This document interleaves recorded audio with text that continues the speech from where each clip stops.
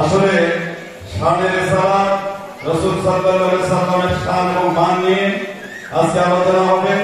আমি এতটুকু বলতে চাই, যদি আপনি আপনার উপরে আল্লাহর রহমত বেশি পেতে চান, তাহলে আপনি আমাদের রাসূল সাল্লাল্লাহু আলাইহি সাল্লামের উপরে বেশি বেশি দরুদ পড়েন।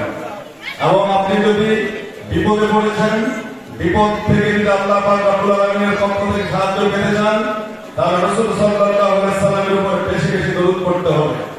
এই হলো রাসূল সাল্লাল্লাহু আলাইহি সাল্লামের মান এবং মর্যাদা।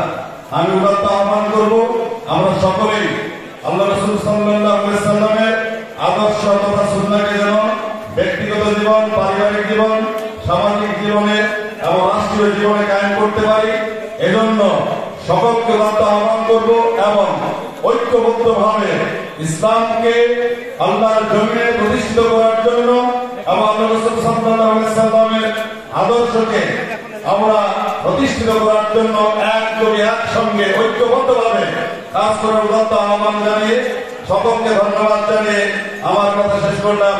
আসসালামু আলাইকুম রাহমাতুল্লাহি ওয়া বারাকাতুহু।